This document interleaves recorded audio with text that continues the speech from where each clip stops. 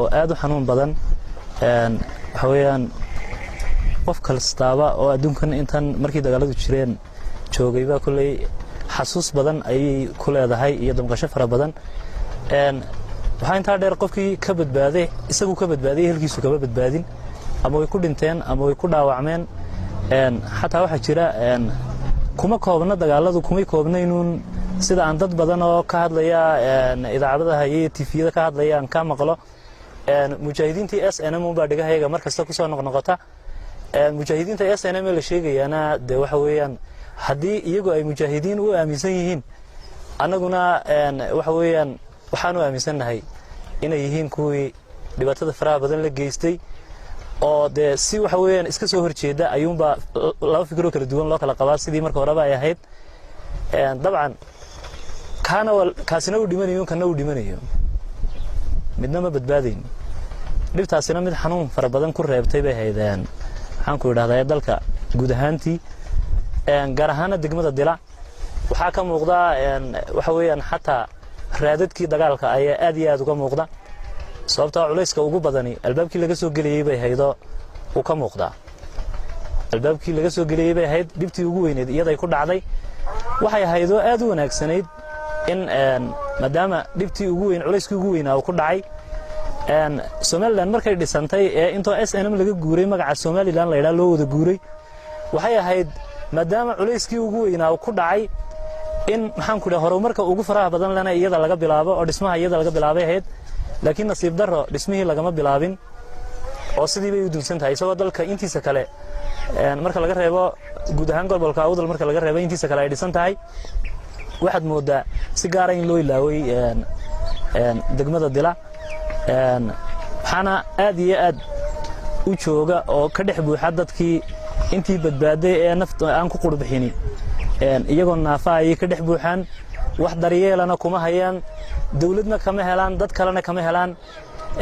waxay ahayd inay dawladdu tixgelin siiso oo maadaama laga soo wada doogtay oo waxa weeyaan dagaaladii iyo dhibtii laga wada baxay dadkani ay la sinaadaan dadka Somaliland intiisa kale kamida Burco iyo Hargeysa oo kale iyo loo sameeyay maxaan ku yiraahdaa tixgelinta loo sameeyay waxa weeyaan dawladdu ay gacan qabatay wax siiso sababtoo naafadan iyo naafadaasi haday marka hore kala duwanaayeen hadda way walaaloobeen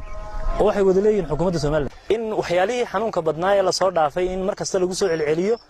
oo dhagahaagu ay maqlaan ama indhahaagu ay arkaan qof wax aan caadi ahayn ka sheekaynaya ma qurux badnayn waliba way dhacdaa in badan inay mas'uuliyiinta ugu waaweyn xukuumadda Soomaaliland siiba waqtiyada ololaha inay soo celceliyaan hadalka qof kasta oo ka soo jeeda waxa weeyaan beeshay saaq ka soo jeeda wuxuu oranayaa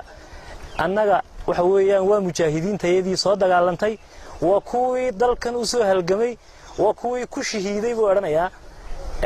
la soo cidda wada dagaalamayna waxay ahaayeen dad Soomaali ahaayeen dabcan in la israacay ahayd oo naafadii la walaaleeyo oo meel wax lagu wada siiyo laakiin hadda waxa noo muuqata foolxumo weyn bay nala tahay marka naafadii si gaar ah loo iyaga wax loo siiyo kuwana waxba laga soo qaadi waayo kuwana marka waxaan leeyahay insha Allah ta'ala